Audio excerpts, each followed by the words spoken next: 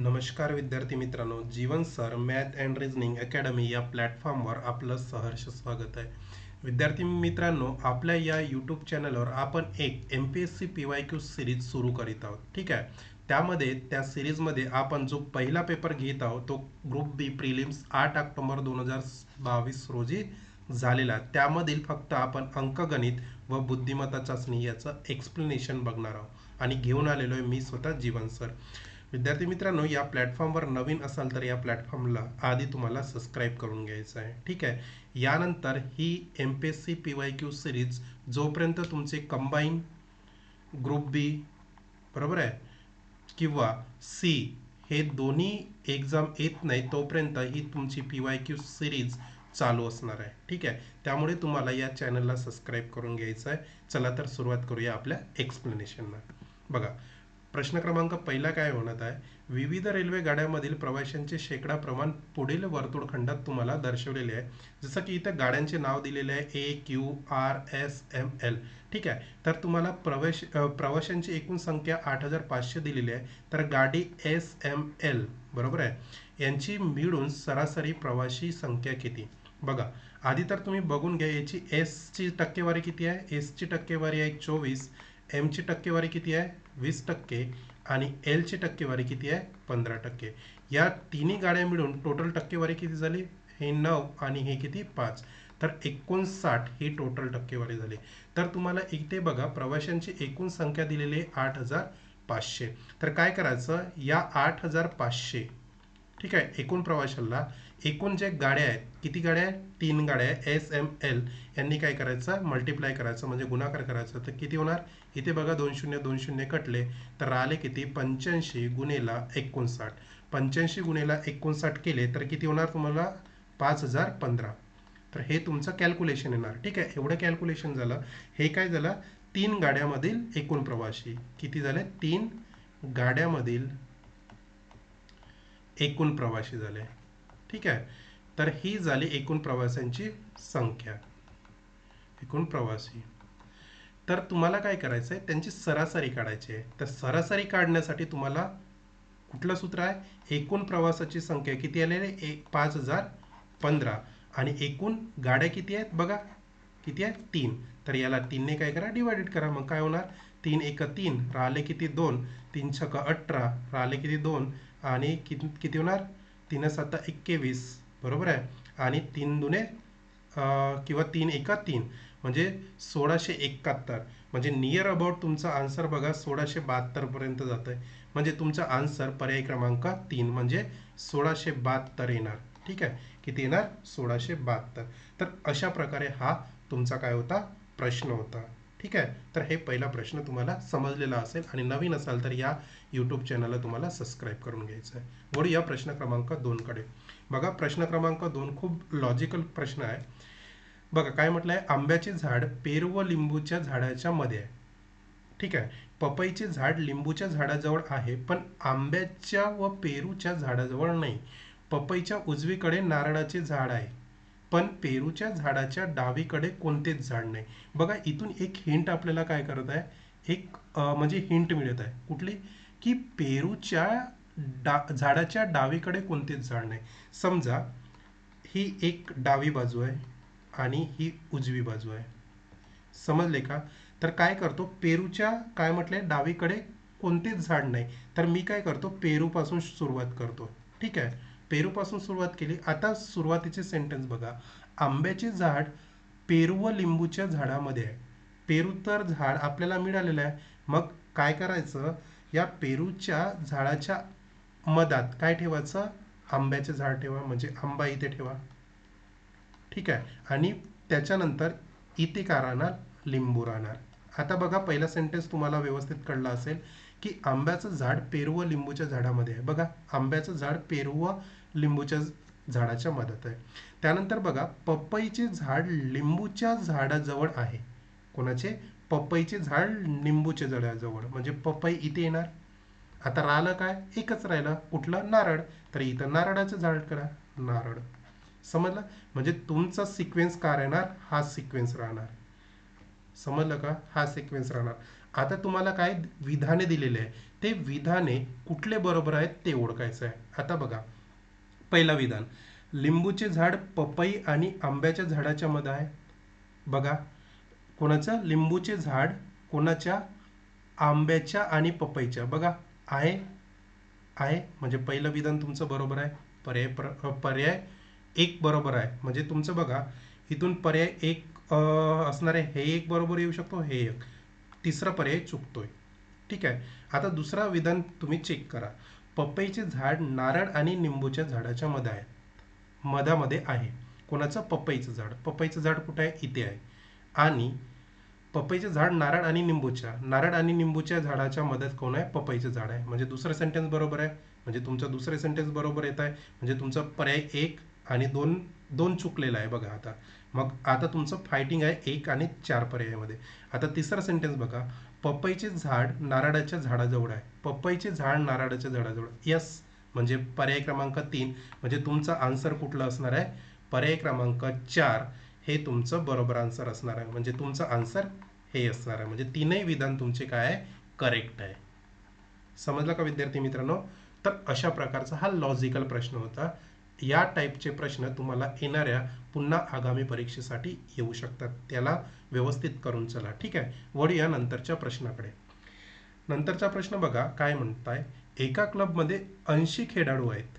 ठीक आहे. त्यातील 36 खेळाडू कबड्डी खेळतात आणि 48 खेळाडू क्रिकेट खेळतात. बघा, एकूण खेळाडू किती आहे? एकूण खेळाडू आहे 80. त्याच्यापैकी 36 काय आहे? कबड्डी खेळणारे 36 आहे. त्यानंतर क्रिकेट खेळणारे किती आहे? क्रिकेट खेळणारे किती आहे विद्यार्थी मित्रांनो? 48 आहे. ठीक आहे. आणि जर 12 खेळाडू कबड्डी व क्रिकेट हे दोन्ही सामने खेळत असेल, बघा कोणकोणते? कबड्डी व क्रिकेट खेळणारे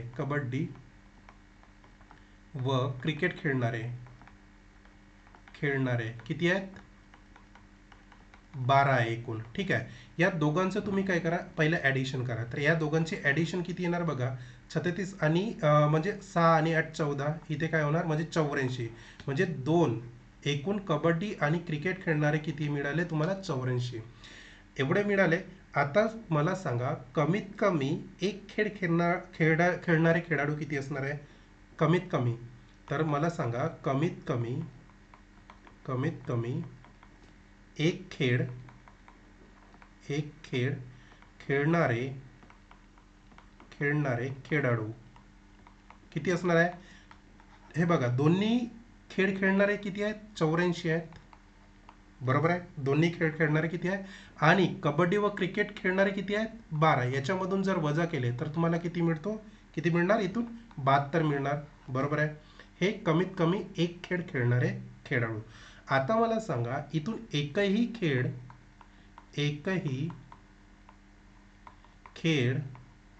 न खेळणारे किती असणार आहे? मला सांगा. एकूण आपले किती आहे? 80 आहे. या 80 मधून काय करायचं, जे एकूण कमीत कमी एक खेळ खेळतात ते विद्यार्थी किती आहेत? तुम्हाला किती मिळाले? 72 मिळालेले आहे. हे बघा, 72 मिळाले. तर तुमचं फायनल इथून किती मिळणार आहे? 8 मिळणार आहे. आता शेवटी तुम्हाला काय करायचं आहे बघा, शेवटी काय विचारलंय की किती टक्के खेळाडू कबड्डी अथवा क्रिकेट खेळत नाहीत? बरोबर आहे. तर खेळणाऱ्यांची टक्केवारी काढा. देअरफॉर खेळणाऱ्यांची टक्केवारी. तर काय कशी होणार बघा, तुमचं एकही खेळ न खेळणारे विद्यार्थी किती आहेत? 8 आहेत. आणि टोटल खेळणारे विद्यार्थी किती आहेत? 80 आहेत. टोटल विद्यार्थी किती आहे? 80. आणि टक्के काढायचे आहे म्हणून 100. 1 0 कटला, इथून 8 कटलं म्हणजे किती राहतं? 10%. तर तुमचं शेवटचं फायनल आन्सर येणार आहे पर्याय क्रमांक 3. तर अशा प्रकारचा हा प्रश्न होता. समजला? तुम्हाला काही प्रॉब्लेम येत असेल तर ते प्रॉब्लेम तुम्ही माझ्या कमेंट बॉक्समध्ये टाकू शकता. आणि नवीन असाल तर या चॅनलला तुम्हाला सबस्क्राईब करून घ्यायचं आहे. समजलं विद्यार्थी मित्रांनो? चला वळूया नेक्स्ट प्रश्नामध्ये. बघा विद्यार्थी मित्रांनो, हा जेव्हा 8 ऑक्टोबर 2022 ला ठीक आहे, पेपर झालेला आहे. त्या पेपरमध्ये आयोगाने हा प्रश्न कॅन्सल केलेला आहे, पण मी याचं उत्तर तुम्हाला शेवटी देणार आहे. ठीक आहे, याचं उत्तर मी तुम्हाला शेवटी देतो. तोपर्यंत तुम्ही याला काय करा, स्किप करून ठेवा. याचं उत्तर मी आपले जेव्हा प्रश्न खतम होणार त्या शेवटी मी याचं तुम्हाला एक्सप्लेनेशन सांगणार आहे. चला वळूया पुढच्या प्रश्नाकडे. प्रश्न क्रमांक 91 बघा. जर इंग्रजी अक्षरे ए ते एम मधील अक्षरे अनुक्रमे 1 ते 13, म्हणजे काय करायचं आहे विद्यार्थी मित्रांनो, तुम्हाला ए पासून ते एम पर्यंत त्या अक्षरांना 1 ते 13 पर्यंतची संख्या दर्शवायची आहे. जसं की बघा, तुम्हाला ए, हे बघा मी लिहूनच देतो, A B C D E F G H I J K L M M. ठीक आहे, तर याला दर्शवायचं आहे किती, 1 2 3 4 5 6 7 8 9 10 11 12 आणि 13. ठीक आहे, त्याच्यानंतर बघा काय म्हटलंय, एन शून्य दर्शवतं, म्हणजे एन किती दर्शवत आहे, एन शून्य दर्शवत आहे, हे लक्षात ठेवायचं, एन किती शून्य दर्शवत आहे. त्याच्यानंतर बघा, ओ ते झेड मधील अक्षरे अनुक्रमे -11 ते -1 ते -12 पर्यंत असतील. म्हणजे काय म्हणत आहे, ओ, बरोबर आहे, ओ ते झेड पर्यंत, म्हणजे काय येणार, O P Q R S T U V W X Y Z. तर ओ पासून किती, -1 -2 -3 -4 -5 -6 -7 -8 -9 -10 -11 आणि -12. ठीक आहे, पर्यंत असतील तर सक्सेस या दर्शवणाऱ्या पूर्णांकांची बेरीज किती. बघा, एक लेटर दिलेला आहे, कुठला, सक्सेस. तर त्या सक्सेस या लेटरच्या पूर्णांकांची तुम्हाला बेरीज शोधायची आहे. आता मला सांगा, एस कितीवर येतो रे, बघा बरं, एस कुठे आहे, -5 वर येतोय, -5. यू कितीवर येत आहे, बघा, यू -7 वर येत आहे. सी कितीवर येत आहे, सी येत आहे 3 वर, आणखी सी 3 वर. ई कितीवर येत आहे, 5 वर येत आहे. ठीक आहे, आणि एस कितीवर येत आहे, -5, एस -5. आता तुम्हाला काय करायची आहे, या पूर्णांकाची बेरीज करायची आहे. तर बघा, पूर्णांकाची बेरीज काय होणार, -5 अधिक -7 अधिक 3 अधिक 3 अधिक 5 अधिक -5 अधिक -5. ठीक आहे, तर यांची पूर्णांकाची बेरीज केली तर बघा, इथे किती होणार, 5 आणि हे प्लस मायनस मायनस होणार, म्हणजे -12 होणार डायरेक्ट. इथून किती होणार, 6 होणार. इथे किती होणार, +5 होणार. आणि इथे किती होणार डायरेक्ट, विद्यार्थी मित्रांनो मला सांगा, -5 आणि -5. ठीक आहे, इथून सांगा, -12 आणि हे किती होणार, हे किती होणार, 11 + 11, बरोबर आहे, आणि -10, बरोबर आहे. तर इथून गेले तर किती राहणार, इथून राहणार -1 आणि ही -10, म्हणजे तुमचं फायनल आन्सर किती येणार आहे, तुमचं फायनल आन्सर -11 येणार आहे. किती येणार आहे, -11. तर मला सांगा, तुमचा पर्याय क्रमांक 1 हे आन्सर असणार आहे. समजलं. तर अशा पद्धतीनं हा प्रश्न तुम्हाला सॉल्व्ह करायचं होतं. समजत असेल तर नक्कीच या चॅनलला तुम्हाला काय करायचं आहे, सबस्क्राईब करायचं आहे, नवीन असाल तर. वळूया पुढच्या प्रश्नाकडे. बघा, हा पण प्रश्न खूप जबरदस्त प्रश्न आहे, आयोगाने तुम्हाला विचारला होता, आणि हेच प्रश्न तुम्हाला रिपीट होणार, म्हणजे होणार. त्याच्यामुळे याचं एक्सप्लेनेशन तुम्हाला व्यवस्थित बघून घ्यायचं आहे. बघा काय म्हणत आहे, 92वा प्रश्न. एक शाळेच्या इयत्ता 9वीच्या विद्यार्थ्यांच्या ए बी सी डी या 4 तुकडे आहेत. खाली दिलेल्या तक्त्यातील 6माही आणि वार्षिक परीक्षेचा निकाल दर्शवलेला आहे. बघा, निकाल हा पहिला, दुसरा, तिसरा आणि चौथा. बघा, दोन्ही परीक्षेत उत्तीर्ण झालेले विद्यार्थी तुम्हाला दिलेले आहे 6माही. ठीक आहे, एवढे तुम्हाला दिसलेलं आहे. आता काय करायचं आहे, शेवटी काय विचारलं आहे, तर वार्षिक परीक्षेत कोणत्या तुकडीचे पास होण्याचे प्रमाण सर्वात जास्त आहे. तर तुकडे ए बी सी डीचं तुम्हाला प्रमाण काढायचं आहे. आधी तर बघा, तुम्हाला वार्षिक परीक्षेत उत्तीर्ण होणारे विद्यार्थी बघायचे आहे. तर मला सांगा, वार्षिक परीक्षेत उत्तीर्ण होणारे, हे बघा, दोन्ही परीक्षेत उत्तीर्ण होणारे म्हणजे कुठलं येणार, इथं एकतर 6माही येणार. ठीक आहे, आणि त्याच्यानंतर कुठलं येणार रे, दोन्ही परीक्षेत. ठीक आहे, 6माही बघा परीक्षेत अनित्तीर्ण, परंतु वार्षिक परीक्षेत उत्तीर्ण. इथे बघा, वार्षिक परीक्षेत उत्तीर्ण, म्हणजे तुम्हाला काय करायचं आहे, हा दुसरा नंबरचा पॉईंट आणि ह्या चौथ्या नंबरच्या पॉईंटचं काय करायचं आहे, ॲडिशन करा, तेव्हा तुम्हाला काय मिळेल, वार्षिक परीक्षेत उत्तीर्ण विद्यार्थी. आता मला सांगा, मी इथे काय करतो, तुकडी ए बी सी आणि डी, हे जे झाले, हे काय झाले विद्यार्थी मित्रांनो, वार्षिक परीक्षेत काय म्हणलं, उत्तीर्ण किंवा पास होणारे विद्यार्थी असणार आहे. ठीक आहे. तर मला सांगा इथे किती होणार आहे, तुकडी ए चे सांगा, तुकडी ए बी आणि सी डी चे सांगा. तर तुकडी ए चे 14 आणि इथे 64. 14 आणि 64 किती होणार, 14 अधिक 64 किती होणार आहे, टोटल 78 होणार. त्याच्यानंतर बी मध्ये बघा 13 आणि 55 किती होणार, मला सांगा 13 आणि 55 68 होणार. त्याच्यानंतर सी मध्ये 18 आणि 46 किती होणार आहे, टोटल 64 होणार. त्याच्यानंतर इथे शेवटी डी मध्ये 18 आणि 70 किती होणार, 8 आणि 88. ठीक आहे. हे झाले काय, वार्षिक परीक्षेत पास होणारे विद्यार्थी. हा एक मिळाला तुम्हाला. आता मला सांगा इथून टोटल विद्यार्थी किती होणार, याची टोटल करा, सगळ्यांची टोटल करा. इथून किती होणार, 4 आणि 4 8, 8 आणि 4 12, 12 आणि 8 20, 20 म्हणजे 0 आणि इथे किती राहणार 11. ठीक आहे, 110 होणार. त्याच्यानंतर बघा इथे पण किती होणार, 5 आणि 8 8 आहे, 8 आणि 5 13, 13 आणि 7 20 आणि हे किती होणार 11, 110 होणार. बरोबर आहे. 8 आणि 5 13, 13 आणि 1 14, 14 आणि 6 बरोबर आहे, 20 म्हणजे 0 आणि हे 2 2 4 6 8 9 इथे 90 राहणार आणि इथे किती राहणार, 8 आणि 5 13, 13 आणि 7 20 इथे पुन्हा 0 0 नंतर इथे किती राहणार 7 8 9 10 11 12 म्हणजे 120. ठीक आहे.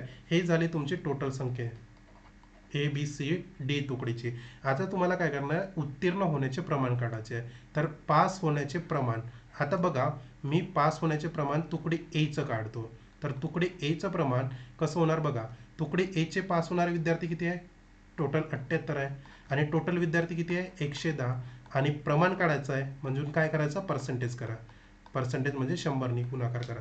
तर इथे किती होणार बघा, इथे डायरेक्ट जर तुम्ही भाग गेला हे 780 म्हणजे 11 77 बरोबर आहे, 11 77 आणि इथे भाग जात नाही म्हणून 0 म्हणजे किती राहणार 10 म्हणजे इथे 0 राहणार. ठीक आहे. मग काय राहणार पॉईंट, पुन्हा भाग जर नाही म्हणजे 90. हे मला तर वाटते 70 जवळपास येणार म्हणजे हे झालं टोटल. त्याच्यानंतर बीचं बघा, बीचं किती आहे बघा 68 आहे. ठीक आहे. टोटल विद्यार्थी 110 आहे आणि पर्सेंटेज काढायचे म्हणून 100 ने मल्टिप्लाय करायचं. तर किती होणार, हे 11 6 66, हे तर कमीच होणार कारण इथे डायरेक्ट 6 येत आहे. ठीक आहे. पुन्हा किती राहिलं 66 म्हणजे 2 राहतं, 2 ने भाग जात नाही म्हणजे किती राहणार 1. ठीक आहे. मग किती राहणार 0.81. ठीक आहे. तर हे तर होणारच नाही. ए झालं, बी झालं, आता शेवटी सी बघा. सी किती आहे, टोटल 64 आहे आणि त्याच्यानंतर यांचे टोटल विद्यार्थी किती आहे 90 आणि मल्टिप्लाय 100, 0 0 कटलं, हे किती होणार 9 7 63. ठीक आहे. 9 7 63 आणि राहिले किती 3 म्हणजे 30, 9 9 1 9. ठीक आहे. 9 2 18, 9 3 17 म्हणजे किती राहणार इथे, मला तर वाटतं 71 पॉईंट समथिंग राहणार, 71.11 राहणार. ठीक आहे. आता शेवटी काय राहिलं, डीचं राहिलेलं आहे. डीचं सांगा मला, डीचं टोटल किती आहे 88 आहे आणि याचे टोटल विद्यार्थी किती आहे 120 आणि पर्सेंटेज म्हणजे 100.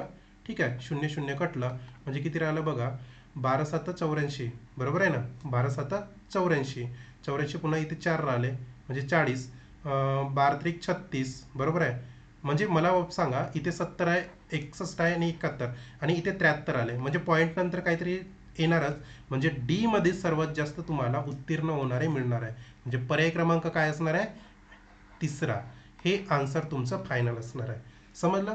तर अशा प्रकारे तुम्हाला हे कॅल्क्युलेशन करायचं होतं. थोडं वेळ जातो, टाइम आहे म्हणजे टाइम लागतो या कॅल्क्युलेशनला, पण विद्यार्थी मित्रांनो हा प्रश्न सुटू शकतो. ठीक आहे. याला जर वेळ दिला तर हा प्रश्न तुमचा सुटू शकतो. चला वळूया प्रश्न क्रमांक. तत्पूर्वी विद्यार्थी मित्रांनो, ह्या माझ्या यूट्यूब चॅनलवर ही सिरीज सुरू आहे. एकदा तुम्ही माझ्या चॅनलला व्हिजिट करा आणि नवीन असाल तर चॅनलला सबस्क्राईब करून घ्या. वळूया नंतरच्या प्रश्नाकडे. बघा काय करायचं आहे, इथे प्रश्न जागी आपल्याला कुठलं संख्या येणार आहे ते शोधायचं आहे.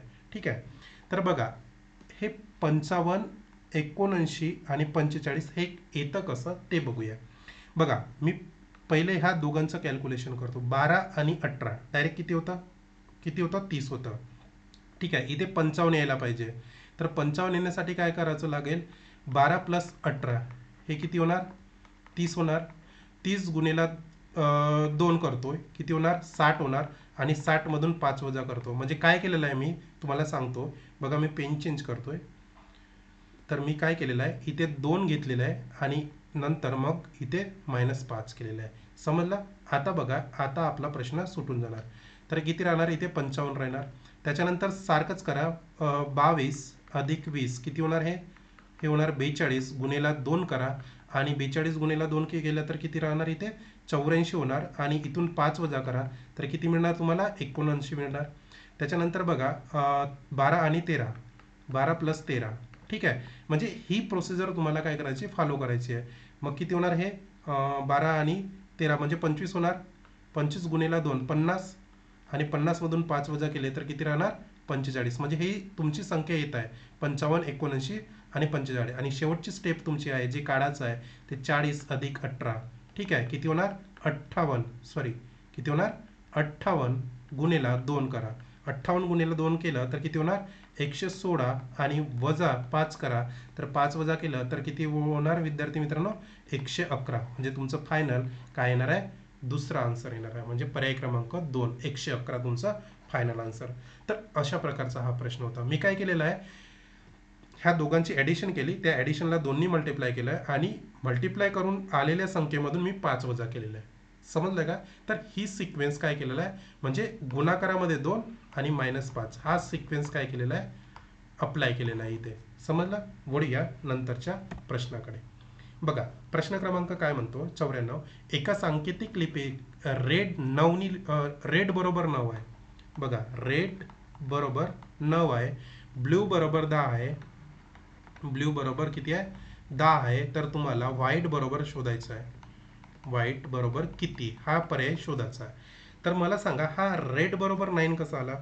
तर मला सांगा, या अल्फाबेटिकल ऑर्डरमध्ये यांचा क्रमांक किती येते, आरचा क्रमांक 18 येतो, ईचा क्रमांक किती येतो, 5 येतो, आणि डीचा क्रमांक किती येतो, 4 येतो. बरोबर आहे. या तिघांची ॲडिशन करा, तर या तिघांची ॲडिशन किती येतं, 27 येतं. 27. पण याच्यामध्ये रेडमध्ये किती अक्षर आहेत, बघा 3 अक्षर आहे. या 27ला 3ने काय करा, डिवाइड करा, म्हणजे आन्सर किती आला, 9 आला. हा तुम्हाला पॅटर्न फॉलो करायचा आहे. काय झाला, हा पॅटर्न आहे. ह्या पॅटर्नने तुम्हाला आन्सर काढायचा आहे. आता बघा, बी हा अल्फाबेटिकल किती ऑर्डर येतो, 2 वर येतो. एल कितीवर येतो, एल 12 वर येतो का, हां यस 12. यू कितीवर येतो, 21 वर येतो. ई कितीवर येतो, 5 वर येतो. यांची ॲडिशन करा. यांची ॲडिशन केलं तर तुम्हाला किती मिळतं, 14, 12 आणि 2 14, 14 आणि 21 प्लस 5, तर किती होणार, हे 40. बरोबर आहे. आणि 40 टोटल लेटर किती आहे, 4 आहे. तर 4 लेटरने डिवायडेड करा, म्हणजे किती राहणार, 10 राहणार. म्हणजे आला आन्सर. तर तुम्हाला इथे व्हाईटला तेच पॅटर्न फॉलो करायचं. डब्ल्यू कितीवर येतो, डब्ल्यू येतो 23 वर. त्याच्यानंतर एच कितीवर येतो, एच येतो 8 वर. आय कितीवर येतो, आय 9 वर येतो. टी कितीवर येतो, टी टी टी 20 वर येतो, आणि ई 5 वर येतो. बरोबर आहे. यांची जर ॲडिशन केली तुम्ही, तर यांची ॲडिशन किती येतं, 65 येतं. आता इथे बघा, लेटर किती आहे, 1 2 3 4 5. 65ला 5ने डिवाइडेड करा, तर किती राहणार, किती राहणार रे, 13 पंचे 65. तर तुमचं फायनल आन्सर किती येणार आहे, 13. पर्याय क्रमांक 1 हे आन्सर असणार आहे. समजलं? तर अशा प्रकारचा हा प्रश्न होता विद्यार्थी मित्रांनो. वळूया प्रश्न क्रमांक 95 कडे. तत्पूर्वी बघा, जर तुम्हाला विद्यार्थी मित्रांनो माझ्या व्हॉट्सअप ग्रुपला जॉईन व्हायचं असेल, तर हा स्कॅनर आहे, या स्कॅनरला स्कॅन करून तुम्ही जॉईन व्हा. कारण मी यामध्ये काय करत असतो, करंट अफेअर्स, ठीक आहे, त्यानंतर न्यूजपेपर कटिंग आणि जी के, जी एस, हे सगळं डेटा मी या व्हॉट्सअप ग्रुपवरती काय करत असतो, रोज डेली बेसिसवर टाकत असतो. आणि आत्ताच 4-5 दिवस झाले मी हा नवीन करंट अफेअरसाठी काय केलं आहे, करंट अफेअरसाठी यूट्यूब चॅनल सुरू केलेलं आहे. तर याला तुम्हाला काय करायचं आहे, सबस्क्राईब करायचं आहे. मी याच्यावरती एक लेक्चर घेतलं आहे, जे नुकतेच पुरस्कार 2026 मध्ये देण्यात आले आपल्या राष्ट्रपतीद्वारे. ते पुरस्काराचं मी पूर्ण एक 18 ते 20 मिनिटाचा व्हिडिओ या यूट्यूब चॅनलला घेतलेला आहे. तो एकदा तुम्ही बघून घ्या, आणि तुम्हाला जर आवडत असेल तो व्हिडिओ आणि आवडला असेल तर नक्की लाईक, शेअर आणि सबस्क्राईब करा चॅनलला. समजलं विद्यार्थी मित्रांनो? आणि नक्कीच फॉलो करा. याच्यावर खूप जबरदस्त माहिती मी पुढच्या काही दिवसामध्ये घेऊन येणार. वळूया प्रश्न क्रमांक 95 कडे. बघा, 95 काय म्हणतोय, आगगाडीतून एक आगगाडीत बसून एक व्यक्ती इलेक्ट्रिक खांबाची संख्या मोजते. 2 खांबातील अंतर 50 मीटर आहे आणि त्या आगगाडीचा वेग 40 किमी. इथे बघा थोडं काहीतरी मिस्टेक आहे. 40 किमी बघ, ओके, इथे 40 किमी प्रति तास पाहिजे. ठीक आहे, प्रति तास आहे. तर 5601 खांब लांब मोजण्यासाठी किती तास लागतील? ओके, खूप सुंदर प्रश्न दिलेला आहे. एकूण अंतर बघा, एकूण अंतर किती दिलेलं आहे आपल्याला? 2 खांबातील अंतर 50 मीटर दिलेलं आहे. अंतर 2 खांबातील अंतर किती दिलेलं आहे? 50 मीटर. ठीक आहे. त्याच्यानंतर आगगाडीचा वेग बघा किती दिलेला आहे आपल्याला? 40 किमी प्रति तास दिलेला आहे. ओके, त्याच्यानंतर जे दिलेलं आहे 5601, ते काय असते विद्यार्थी मित्रांनो? 5601 एकूण खांब दिलेलं आहे. एकूण खांब दिलेले आहे तुम्हाला 5601. ओके, आता बघा याचं बेसिक तुम्हाला सूत्र माहित पाहिजे. अंतर बरोबर वेळ गुणिला वेग. जर तुम्हाला या टॉपिक वरती काही प्रॉब्लेम येत असेल तर मी माझे यूट्यूब चॅनलला हा पूर्ण टॉपिक खूप चांगल्या पद्धतीने आणि PYQ प्रश्नाने सॉल्व्ह करून दिलेला आहे. एकदा जाऊन व्हिजिट करा. खूप जबरदस्त प्रश्न मी घेतलेले आहे. बघा, अंतर बरोबर वेळ गुणिला वेग हा सूत्र तुम्हाला काढायचं, म्हणजे या सूत्राने तुम्हाला उत्तर काढायचं आहे. बघा, तुम्हाला एकूण खांब दिलेलं आहे, एकूण खांब दिलेलं आहे आणि अंतर जर तुम्ही मल्टिप्लाय केला तर तुम्हाला एकूण अंतर पुन्हा मिळणार. म्हणजे तुम्हाला एकूण अंतर काढायचं असल्यास एकूण अंतर, तर तुम्हाला 50 मीटर ऑलरेडी दिलेलं आहे आणि तुम्हाला एकूण खांब दिलेले आहे. किती दिलेलं आहे? किती दिलेलं आहे? 56. डायरेक्ट याला मी 5600 करतोय. ठीक आहे, हे एकूण खांब दिलेले आहे. याचं जर तुम्ही मल्टिप्लाय केलं तर किती येतं? 28 आणि हे 3 शून्य आणि 1 शून्य जास्तीचा, म्हणजे 5 छक्का 30 येतो ना, त्याच्यामुळे. तर हे काय झालं? मीटरमध्ये झालं. याला तुम्ही काय करा? किलोमीटरमध्ये कन्वर्ट करा. म्हणजे किती होणार? 280 किलोमीटर म्हणजे किमी. ओके, तर 280 किमी एकूण अंतर झालेलं. आता शेवटी काय काढायचं आहे तुम्हाला? वेळ काढायचा आहे. आता सांगा, जेव्हा वेळ काढायचा आहे तर वेळ काढण्यासाठी काय याचं फॉर्म्युला होणार? वेळ बरोबर हे काय होणार? वेग अंतरला डिवायडेड होणार. म्हणजे अंतर भागेला वेग होणार. म्हणजे अंतर किती आलं तुमचं? 280. आता वेग बघा किती आहे? वेग 40 किमी प्रति तास. 40 किमी प्रति तास म्हणजे किती किती होणार? 0 0 कटलं 728, म्हणजे 7 तास तुम्हाला लागणार. समजलं? तर अशा प्रकारचा हा प्रश्न होता. पर्याय क्रमांक ए याचं उत्तर आहे. तर अशा प्रकारचे हे प्रश्न ग्रुप बी मध्ये विचारले गेलेले होते. नवीन असाल तर या चॅनलला काय करायचं आहे? तुम्हाला सबस्क्राईब करून घ्यायचं आहे. ठीक आहे, वळूया नंतरच्या प्रश्नाकडे. बघा, हा खूप सुंदर प्रश्न आहे विद्यार्थी मित्रांनो. अनुक्रमे 1 ते 97 मधील नैसर्गिक संख्यांची सरासरी काढा. बघा, इथं पहिली संख्या काय दिलेली आहे? 1 आणि शेवटची संख्या 97. तुम्हाला काय डायरेक्ट सरासरी काढा म्हटलं तर सरासरी कसं होणार? सरासरी बरोबर पहिली संख्या काय आहे? 1, शेवटची संख्या आहे 97 आणि भागाकारामध्ये 2. म्हणजे किती होणार? 98 भागाकारामध्ये 2, तर किती होणार आहे? 49. म्हणजे पर्याय क्रमांक 4 हे तुमचं फायनल आन्सर असणार आहे. समजलं? तर अशा प्रकारचा हा सोपा प्रश्न होता. वळूया पुढच्या प्रश्नाकडे. 97 प्रश्न बघा. 250 मीटर लांबीची रेल्वे गाडी ताशी 45 किमी, बघा इथे किमी प्रति तास पाहिजे, किमी प्रति तास, ठीक आहे, वेगाने धावते. तर 250 मीटर लांबीचा प्लॅटफॉर्म ओलांडण्यासाठी किती वेळ लागेल? खूप सोपा प्रश्न आहे. बघा, तुम्हाला रेल्वेची लांबी दिलेली आहे. रेल्वेची लांबी किती दिलेली आहे? 250 मीटर. त्याच्यानंतर प्लॅटफॉर्मची लांबी पण किती दिलेली आहे? 250 दिलेली आहे. प्लॅटफॉर्म बरोबर आहे. प्लॅटफॉर्म लांबी किती दिलेली आहे? 250 मीटर. मला सांगा, हे 250 आणि 250 एकूण अंतर किती होणार? 500 मीटर एकूण अंतर होणार. 500 मीटर एकूण अंतर. ठीक आहे, एकूण अंतर. एवढं समजलं तुम्हाला? त्याच्यानंतर तुम्हाला एक काय दिलेलं आहे? रेल्वे गाडीचा वेग दिलेला आहे. रेल्वेचा वेग दिलेला आहे. किती दिलेला आहे विद्यार्थी मित्रांनो? 45 किमी प्रति तास. तर तुम्हाला उत्तर सेकंदात काढायचं आहे. हे बघा, पर्याय पूर्ण सेकंदमध्ये दिलेला आहे. तर काय करायचं? या वेग काढताना याला काय करा? मीटर प्रति सेकंदमध्ये काय करा? कन्वर्ट करा. तर वेग याला प्रति सेकंदमध्ये कन्वर्ट करायचा वेळेस तर काय करावं लागेल? 45 ला 5 भागेला 18 ने काय करा? गुणाकार करा. तर काही किती होणार, 9 दुने 18, 9 पाचा 45, तर किती राहणार 5 पाचा 25 आणि हे सॉरी 9 दुने 18, तर इथे किती राहणार 2. हे किती होणार मीटर प्रति सेकंद. समजलं, मीटर प्रति सेकंद झालं. आता शेवटी तुम्हाला काय काढायचं आहे, शेवटी तुम्हाला काय विचारलेलं आहे बघा, ओलांडण्यासाठी किती वेळ लागेल, तर प्लॅटफॉर्मला पार करण्यासाठी लागणारा वेळ. तर बघा लागणारा वेळ किती होणार, तर शेवटी वेळ किती आहे बघा, टोटल अंतर किती आहे 500. आता हा मीटर प्रति सेकंद मध्ये आहे, तर याला काय करा उलट करा, याला काय करा 2/25 करा. म्हणजे काय होणार, हा फक्त सेकंद मध्ये होणार. म्हणजे बघा 25 दुने 50 आणि 20 गुणिला 2 किती राहणार 40 सेकंद. ठीक आहे, तर हे तुमचं फायनल आन्सर होणार 40 सेकंद. तर बघा कुठे आहे, पर्याय क्रमांक 2 मध्ये 40 सेकंद आन्सर दिलेला आहे. अशा प्रकारचा हा सोपा प्रश्न होता. वळूया नंतरच्या प्रश्नाकडे. खरंच विद्यार्थी मित्रांनो, तुम्हाला एक्सप्लेनेशन आवडत असेल तर या चॅनलला सबस्क्राईब करून घ्या. बघा हा एक खूप सुंदर प्रश्न दिलेला आहे. तर बघा याला कसं आपल्याला सॉल्व्ह करायचं आहे. रवीने सुधीरला एक वस्तू 6% नफ्याने विकली. सुधीरने ती वस्तू 5% तोट्याने गोपालला विकली. बघा किती जण आहे, रवी, सुधीर आणि गोपाल.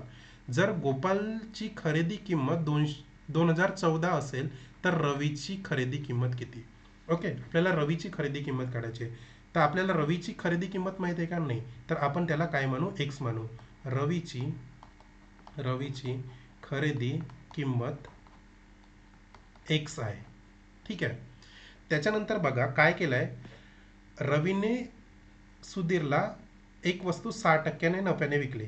ठीक आहे, तर रवीने काय केलं, रवीने सुधीरला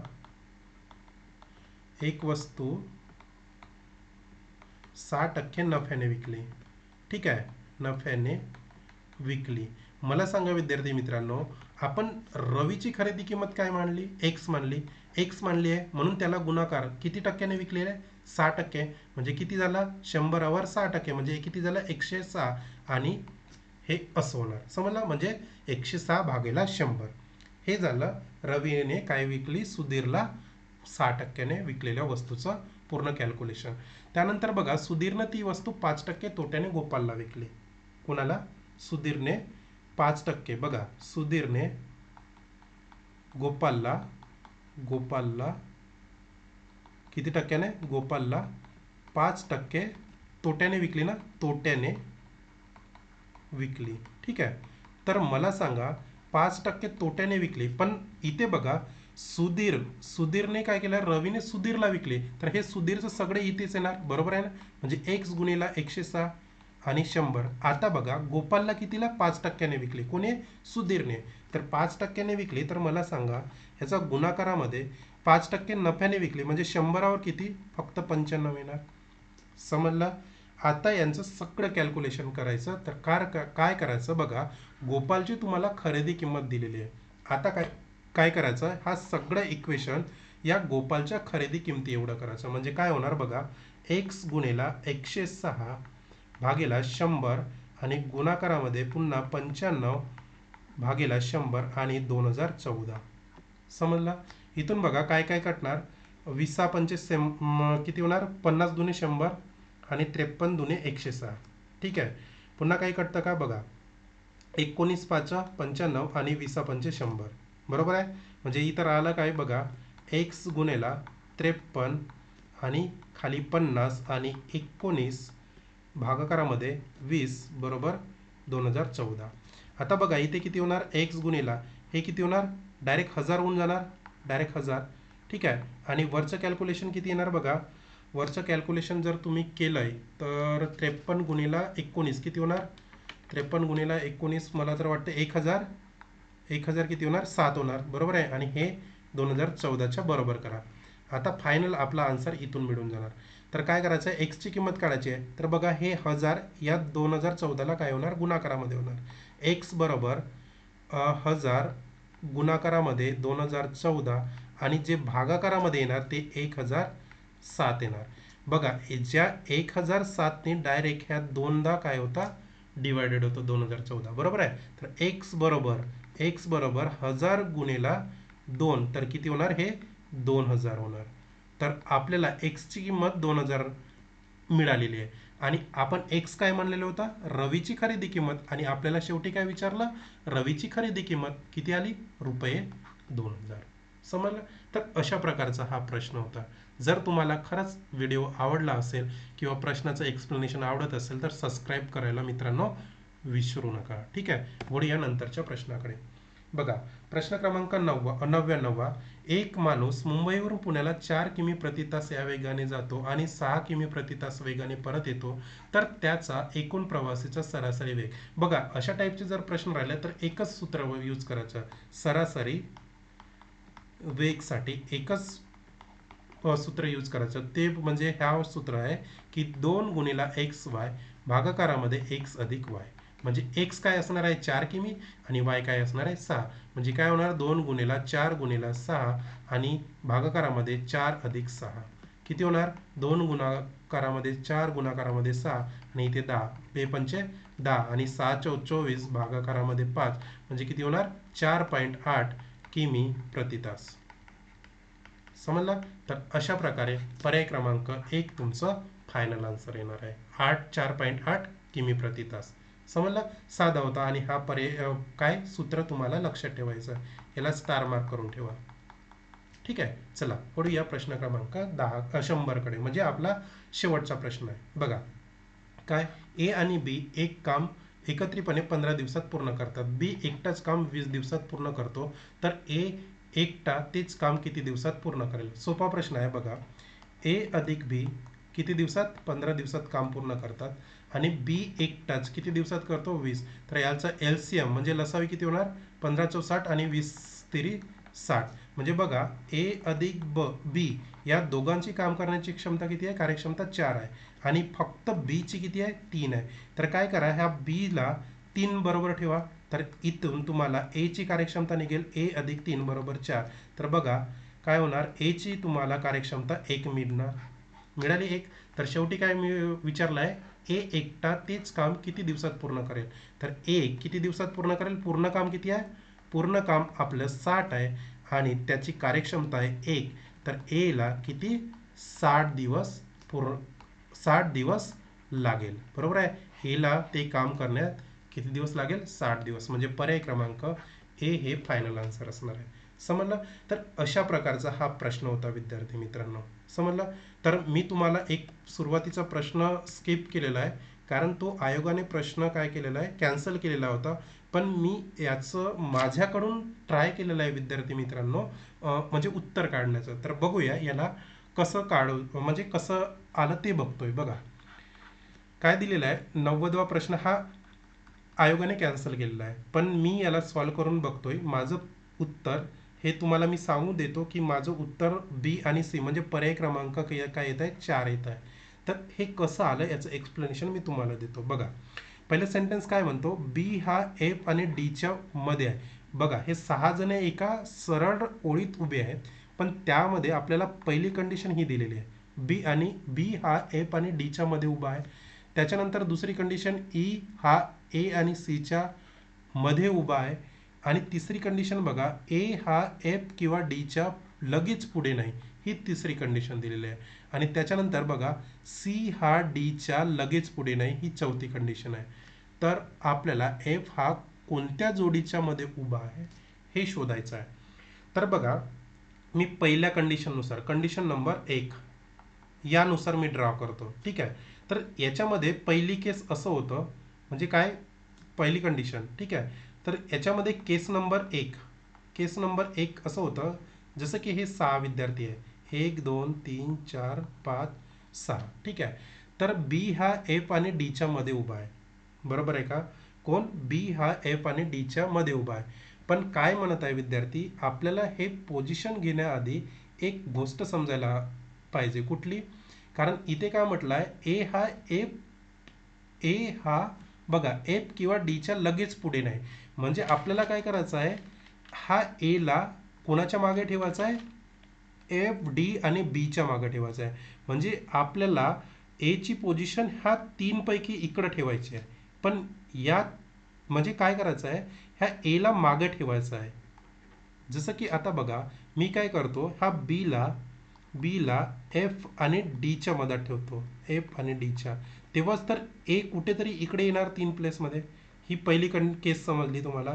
त्याच्यानंतर केस नंबर 2 बघा. केस नंबर 2 जसं की बघा 1 2 3 4 5 6. खूप जबरदस्त प्रश्न आहे. तर बघा काय करतो, आता काय करतो बघा, ए हा एफ किंवा डीच्या लगेच पुढे नाही. मग इथून केस काय होतो, इथून केस पुन्हा बघा, हा मी ए ला इकडे करतोय. म्हणजे जर तुम्ही डावीकडून सुरुवात केली तर हा इकडे राहील. जर आता उजवीकडून जर सुरुवात केली तर बघा काय होणार, ए इथेच राहणार फक्त, किंवा इथे किंवा इथे. मग इथे काय राहणार, एफ किंवा डी राहणार, इथे बी राहणार मध्यस्थी, आणि एफ किंवा डी इथे राहणार.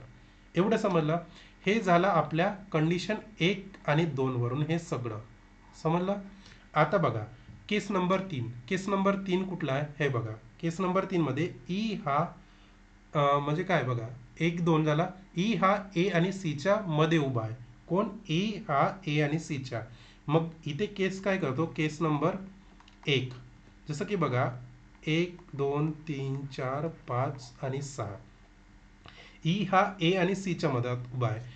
या कंडिशनला मी पकडून इथे लिहितोय. ठीक आहे. बघा एफ आणि डी जसेच्या तसे इथे लिहितो, आणि बी मध्यस्थी एफ आणि डी जसेच्या तसं. ठीक आहे. काय म्हणत आहे, ई हा ए आणि सीच्या. जर मी ए ला इथे टाकलं आणि सी ला इथे टाकलंय तर ई मदत होणार यांच्या. एवढं समजलं तुम्हाला. त्याच्यानंतर केस नंबर इथेच बघा मी दुसरी लिहितो. केस नंबर दुसरी याला अनुसरून करतोय. बघा एफ आणि डी म्हणजे पहिलं बघा 1 2 3 4 5 6. एफ आणि डी इथे आहे. त्याच्यानंतर बी याच्या मध्यस्थी आहे, एफ आणि डी इथे ठेवतोय. आता बघा मला काय करायचं आहे, ई ला ए आणि सीच्या मधात उभं करायचं आहे. म्हणजे काय होणार विद्यार्थी मित्रांनो, इथे सी येणार, बरोबर आहे, इथे ई येणार, आणि शेवटी इथे ए राहणार. झाला. ही कंडिशन समजली. त्याच्यानंतर आपलं शेवटचं बघा, सी हा डीच्या लगेच उभा नाही आहे. म्हणजे कोण, सी हा डीच्या लगेच उभा नाही आहे. म्हणजे इथे डी येणार का, नाही. इथे डी येणार का, नाही. म्हणजे इथे काय राहणार, एफ राहणार. म्हणजे आपली जी फायनल कंडिशन आहे केस नंबर, आता ही फायनल केस फायनल आहे. बघा इथे काय होणार बघा, 1 2 3 4 5 आणि शेवटी 6. आता मला सांगा, मी या केसला अनुसरून येतोय तर इथे काय म्हणत आहे, सी हा डीच्या लगेच पुढे नाही म्हणत आहे, बरोबर आहे. लगेच पुढे नाही म्हणजे काय होणार, सी इथे आहे ऑलरेडी. मग सी मी जशाच्या तसा इथे ठेवतो. ही मध्यस्थी आहे कोणाच्या, सी आणि एच्या. आणि काय म्हणत आहे, सी हा डीच्या लगेच पुढे नाही. सी हा डीच्या लगेच पुढे नाही म्हणजे इथं एफ राहणार, डी येथून कटणार, आणि बी जशाच्या तसा इथे राहणार, कारण बी हा कुणाच्या, डी आणि एफच्या मध्यात आहे. ही झाली आपली फायनल केस. समजला. आता बघा शेवटी तुम्हाला काय म्हटलं आहे, एफ हा कोणत्या जोडीच्या मध्ये उभा आहे मला सांगा बरं. एफ हा कुठल्या जोडीच्या मध्ये उभा आहे, एफ इथे आहे, आणि कुठल्या जोडीच्या मध्ये उभा आहे, बी आणि सीच्या मध्ये उभा आहे. बघा बघा ना, बी आणि सीच्या मध्ये कोण आहे, एफ आहे. म्हणजे पर्याय क्रमांक काय आहे, 4 उत्तर आहे. समजला. तर अशा प्रकारचा हा प्रश्न होता. पण याने आयोगाला काय केलेलं आहे, क्रॉस केलेलं आहे. मी याची आन्सर की पण चेक केलेली आहे. त्या आन्सर की मध्ये याला काय केलेलं आहे, म्हणजे यांनी म्हणजे कॅन्सल केलेलं आहे प्रश्नाला. ठीक आहे. तर अशा प्रकारचे हे विद्यार्थी मित्रांनो काय झाले, आपले सगळे प्रश्न मी व्यवस्थित एक्सप्लेनेशन केलेलं आहे. जर तुम्हाला नक्कीच माझं एक्सप्लेनेशन आवडलं असेल तर काय करायचं, या व्हिडिओला लाईक करायचं, शेअर करायचं, आणि तुम्हाला काही जर वाटत असेल तर याला कमेंट करायचं. ठीक आहे. आणि नवीन असाल तर या चॅनलला सबस्क्राईब करून घ्यायचं आहे. आणि माझं जे नवीन यूट्यूब चॅनल सुरू झालं आहे, JP करंट अफेअर्स, त्या पण चॅनलला तुम्हाला काय करायचं आहे, सबस्क्राईब करून घ्यायचं आहे. याची लिंक मी या व्हिडिओच्या खाली टाकतोय. ठीक आहे. जर तुम्हाला व्हिडिओ खरंच आवडला असेल तर लाईक करायचं आहे, शेअर करायचं आहे, आणि काय करायचं आहे, चॅनलला सबस्क्राईब करायचं आहे. Thank you. Have a nice day. भेटूया आपण नंतरच्या आपल्या याच MPSC PYQ सिरीजमध्ये. ठीक आहे. थँक्यू.